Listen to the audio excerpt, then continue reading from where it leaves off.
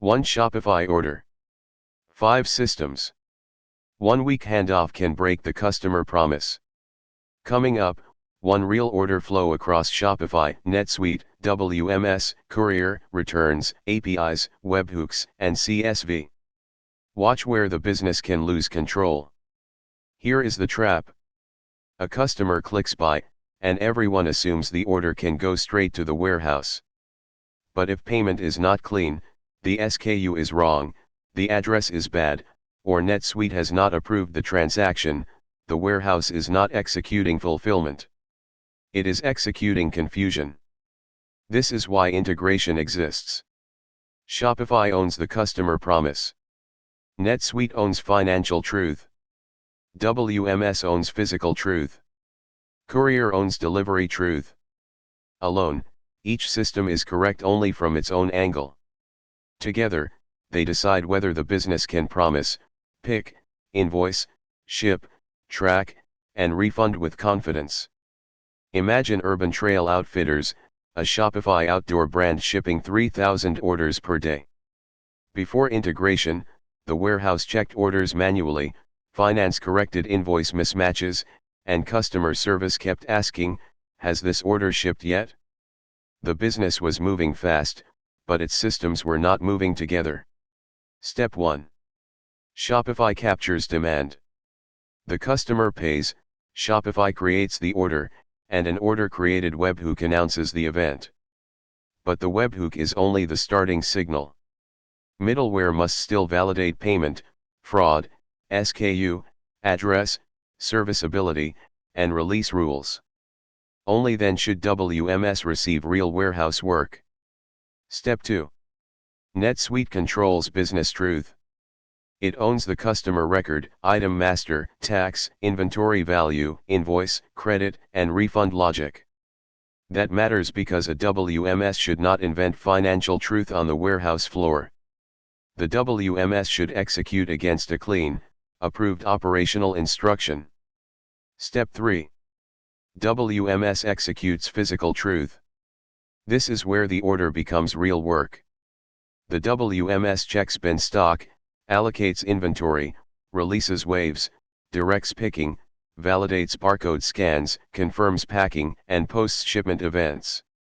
If this layer is wrong, the customer promise is already in danger. Step 4. Courier integration closes the loop. At packing, WMS or middleware calls the Courier API. The packer needs an immediate label, tracking number, service, and cost. If that response fails, the parcel is physically ready, but operationally stuck. Now API, webhook, and CSV become easy. A webhook announces that something happened. Shopify says, an order was created. A REST API asks another system to do something, like create an order, release fulfillment, generate a label, or update shipment. CSV still matters for bulk, audit-friendly work, item files, price lists, migrations, and corrections. The real architecture test is not the happy path. It is failure. Invalid SKU. No stock. Bad address. Courier timeout. These should not become hidden emails or emergency spreadsheets. A mature integration creates visible exceptions, retry logic, and clear ownership before the customer feels the problem. Returns prove whether the architecture is mature. Forward fulfillment explains the sale. Reverse logistics explains control. Shopify captures the return request. NetSuite controls authorization, refund, credit, and valuation. WMS receives the parcel, inspects condition, and decides disposition. A return request is not the same as a return receipt. Now the business gain becomes visible. Warehouse teams pick valid orders, not questionable ones. Finance trusts NetSuite because fulfillment ties back to the original transaction. Customer service sees tracking faster. Operations retry failures instead of retyping orders. Leadership finally sees cleaner inventory and fewer hidden manual fixes. Before go live, ask 5 questions. Who owns this data? Which event starts the flow? Which calls need real-time API response? What can safely run as CSV or batch? And most importantly, where does the exception go when something fails? If you cannot answer these, the integration is not production ready. Quick quiz. Pause here and test the architecture logic. Which system owns physical truth? What event usually starts the Shopify order flow?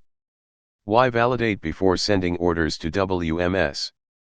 And in returns, why should NetSuite wait for WMS receipt and disposition? Answers. WMS owns physical truth. Shopify usually starts the flow with a webhook. Validation prevents bad warehouse work. And NetSuite should wait because the financial action must reflect real receipt and item condition, not just the customer's return request. Like, share, and subscribe to WMS plus NetSuite.